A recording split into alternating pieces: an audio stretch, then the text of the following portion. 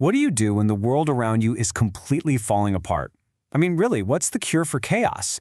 Welcome to The Explainer. Today we're diving into the minds of three ancient doctors who faced that exact problem. And their prescriptions didn't just shape an entire civilization, they might just offer a cure for our own crazy times.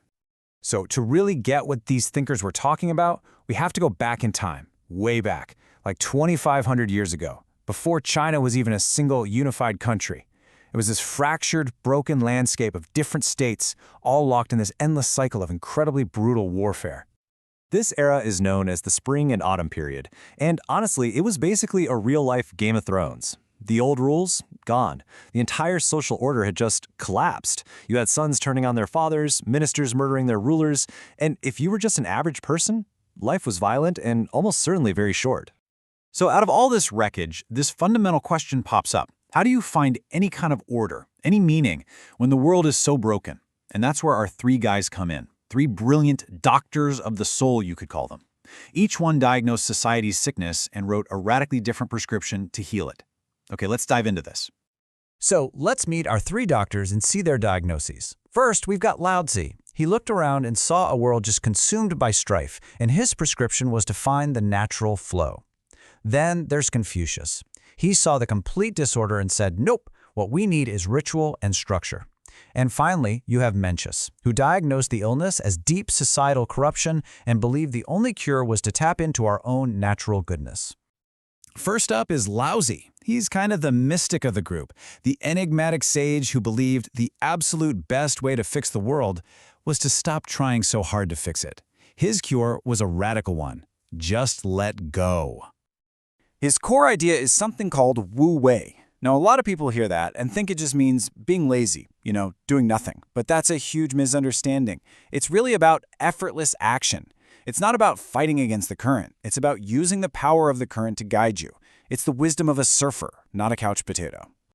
And Lao Tzu's favorite way to describe this was with water. I mean, think about it. Water is soft, right? It yields. It takes the shape of whatever container it's in.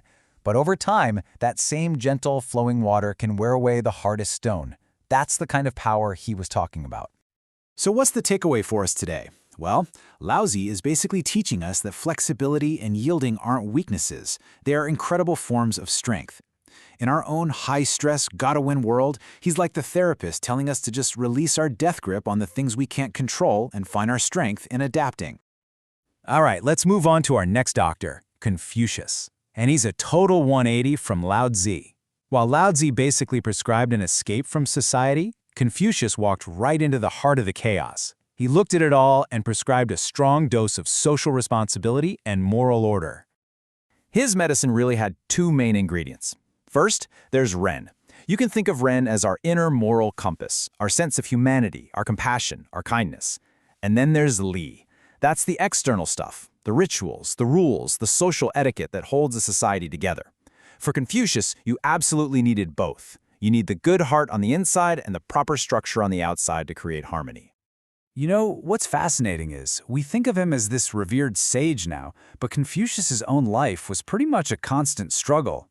He wandered from place to place, trying to get rulers to listen to him, and he got rejected so often that people actually mocked him, calling him a homeless dog. And that, right there, perfectly captures his spirit. Knowing your ideals might not succeed, but believing it's your absolute duty to try anyway. So ultimately, Confucius is the philosopher of engagement. He doesn't teach us how to escape the world. He teaches how to live in it, with integrity. And his vision was actually radical. He totally broke the idea that only nobles could be educated. He argued that anyone could become a person of virtue if they were willing to learn. And finally, we get to our third doctor, Mencius. You could call him Confucius's most passionate and fiery defender. He took the master's teachings and just injected them with his powerful dose of moral courage and, frankly, some righteous anger. Mencius's most famous and powerful idea was this: Xing Shen. He argued, against so many other thinkers of his time, that every single human being is born with an innate capacity for goodness. It's just built in. And how did he prove it? With this simple but totally brilliant thought experiment. He says, imagine you see a small child about to fall into a well. Your first reaction isn't to calculate what you might gain, right? No, it's this immediate, gut-level jolt of alarm and compassion. Your instinct is to save them. That feeling, Mencius said, that's the proof. That's the seed of goodness inside every one of us. Our job in life is just to nurture it and let it grow.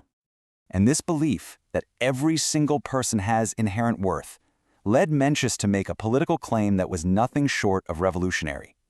He flat out declared that the people are the most important part of a state. The ruler, the sovereign, they are the least important. He even argued that if a ruler treats the people like dirt, then the people have the right, maybe even the duty, to treat that ruler like an enemy. So here we are. We have three cures that seem pretty different on the surface. Lao Tzu's peaceful flow, Confucius's structured order, and Mencius's moral courage. So, are they in conflict with each other, or do they actually fit together to form a complete prescription for a meaningful life? The writer Lin Yutang explained it beautifully.